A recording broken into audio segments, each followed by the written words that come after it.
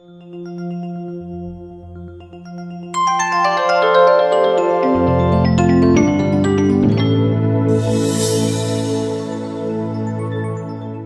గారు నమస్తే అండి. మీ పేరండి? నాగరాజు గారు. ఏం చేస్తుంటారు? వ్యవసాయమే. వ్యవసాయం.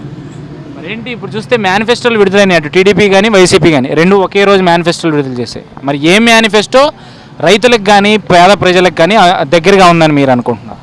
దగ్గరగా ఉందంటే చంద్రబాబు నాయుడు అనబశాలి, ఆయనే వస్తే మంచిదని చాలామంది అనుకుంటున్నారు.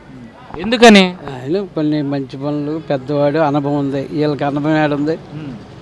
ఓకే, అంటే పోలవరం విషయానికి వచ్చేసరికి అది పూర్తయితే ఎంతవరకు రైతులకు న్యాయం జరుగుతుంది అనుకుంటున్నారు? జరిగిద్ది. ఇప్పటికే అనుసంధానం చేసి నదులు కలిపాడు. ఇప్పుడు ఈరోజు నిన్న కాడి నుంచి అటు రాజమండ్రి నుంచి కాలువ కలుపుకుంటే ఈ రైతులు ఇప్పుడు ఎంతమంది పంటలు వేసుకొని చాలా బాగుపడుతున్నారు. మోటార్లతో లాక్కునే వాళ్ళు లాక్కొని ఏదన్నా కానీ బాగుంది. అది పూర్తి అయితే సత్యశ్యామలంగా ఉంటుంది. అట్లాంటి అనబశాలు ఉండాలి. తర్వాత అంటావా ఇక ఎవరిష్టం వాళ్ళది. ఇక అది మనం చెప్పేది ఏంటంటే పెద్దవాడిగా అనపచాలి. అదే రాజశేఖర రెడ్డి గారు ఉండడితే అదొక రకంగా ఉండేది. ఆయన కూడా మంచిగా జనం గుర్తింపు తెచ్చుకోవాలని చూశాడు. ఇప్పుడు వీళ్ళు కుర్రోళ్ళు జగన్ వచ్చినా లేకపోతే ఈ పవన్ కళ్యాణ్ వచ్చినా వీళ్ళకి అనుభవం లేదు. ఇంకా ఆగాలి. వీళ్ళు ఈ 5 సంవత్సరాలు కూడా ఆగితే వచ్చే 5 సంవత్సరాలకి వీళ్ళు ఉపయోగపడతారు. కొద్దిగా ఈయనకి శుభ్రంగా అనుభవం ఇంకా రావాలి. ఈయనకి ఇంకొక 5 సంవత్సరాలు అయితే ఆయన 15 సంవత్సరాల అనుభవం వస్తుంది. ఆయన కూడా అప్పుడు రంగంలో దిగి ఆయన కోటేద్దాం, అప్పుడు మంచిదే.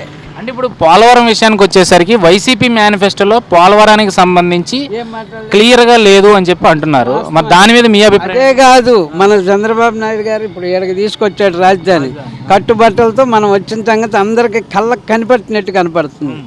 ఆయన ఇక్కడికి వచ్చి కష్టపడుతున్నాడు. 24 గంటలు, 74 సంవత్సరాల వయసు ఉండే కానీ ఈ ఎండకి వీళ్ళే కుర్రోళ్ళే అదిరిపాటుగా చేస్తున్నారు. ఇప్పుడు ఒక్కొక్కరు వీళ్ళ కాడికి ఆయన తీసుకొచ్చిన వ్యవహారమే భవిష్యత్తులో మన పిల్లలకు కూడా ఉపయోగపడేటట్టుగా చెప్తున్నాడు ఈయన పెద్ద ఆయన. అయితే ఇప్పుడు ఈ రాజధాని కానీ పోలవరం కానీ ఈ అభివృద్ధి విషయంలో అసలు అంతా గ్రాఫిక్సే కానీ నిజంగా ఏం జరగలేదని ప్రతిపక్షాలు చెప్తున్నాయి. మీరు చూసి వచ్చారా? కాదండి, మన కళ్ళుకి పోయినాయా?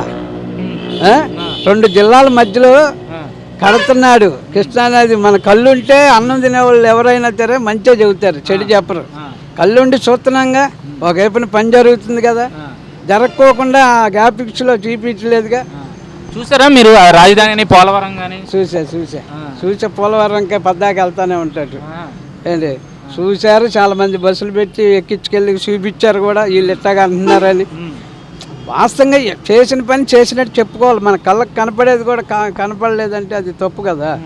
ఇప్పుడు ఆయన మంచి చెయ్యొచ్చు, కాకపోతే కుర్రోళ్ళు కాబట్టి కొద్దిగా మళ్ళీ ఆగాలి. ఈ 5 సంవత్సరాలు కూడా ఈయన వస్తే కొద్దిగా మన రాష్ట్రం కట్టుబట్టలతో వచ్చింది కనపడుతుందమ్మా. మన యువతకు కూడా మన పిల్లలకు కూడా మంచి జరిగే ఈయన పెట్టిన పథకాలు ఆడవాళ్ళకి కానీ, పసుపు కుంకుమ కానీ, మంచి కానీ చెడ్డ కానీ డోకరా పథకం తెచ్చింది ఆయన. మరి అక్కడ హైటెక్ సిటీ కట్టింది హైదరాబాద్లో కూడా ఆయనే. ఇవాళ మన పేరు చెప్పుకొని వాళ్ళు ఇది చేసుకుంటున్నారు. ఈ కేసీఆర్ కానీ వాళ్ళు కానీ ఎవరైనా కానీ మన కళ్ళకు కనపడుతుంది. ఇది ఎవరి దొంగ ఎవరి దొర అనేది కూడా కనపడుతుంది. వైసీపీ విషయానికి వచ్చేసరికి ఎన్నికల తర్వాత వైసీపీ అనేది బీజేపీలో విలీనం కాబోతుంది అని చెప్పి హీరో శివాజీ గారు చెప్పుకొచ్చారు. హీరో శివాజీ చెప్పవసరంలా, ప్రతి ఒక్కరికి తెలిసి ఇవ్వాల. మనం సరిగ్గా ఆలోచించాలి. ఇవ్వాలి మనం కేసీఆర్ చేసే పనులు కానీ వీళ్ళ పనులు కానీ స్పష్టంగా కనపడుతుంది. వీళ్ళ ముగ్గురు కూడా అది ఆయన ప్రధానమంత్రి కూడా చేసే పనులు అట్లా కనపడుతున్నాయి. మనకేమన్నాడు, మీకు వాజా ఇస్తానన్నాడు. ఏది హోదా ఇస్తా అన్నాడు. తిరుపతి దేవుడు సాక్షిగా చెప్పాడు. ఆయన అబద్ధం వల్ల పోరాడాడు, నమ్మాడు, వెళ్ళాడు, యువతలకు వచ్చేసాడు. ఈయన ఇప్పుడైనా తెలుసుకొని వాళ్ళ గట్టిగా మాట్లాడి ముగ్గురు మీద ఫైట్ చేస్తున్నాడు ఈయన. అంటే ఇప్పుడు మరి మీరు అన్నట్లుగా ముగ్గురు మీద ఫైటింగ్ చేస్తున్నారు. ఆ ముగ్గురు కలవడం వల్ల చంద్రబాబు నాయుడు గారికి నష్టం లేదంటారా? నష్టం అంటే మన ఆంధ్ర రాష్ట్ర ప్రజలు ఆలోచించాలి కదా. ప్రజలు అందరూ తెలుసుకొని ఓటుకన్నా వేయగలిగితే ఆయన ఇక డబ్బులు పెట్టి ఇళ్ళు పెట్టి కొన్ని ప్రలాభాలు చూపించి ఇక అది గెలుపు అంటే ఇక అది మనం చేసేది ఏం లేదు. మంచిగా జరగాలి, మన పిల్లలకు అభివృద్ధిలో రావాలంటే ఈ 5 సంవత్సరాలు కూడా ఈయనుంటే కొంచెం ఈ రాష్ట్రం కొద్దిగా బాగుపడిద్ది.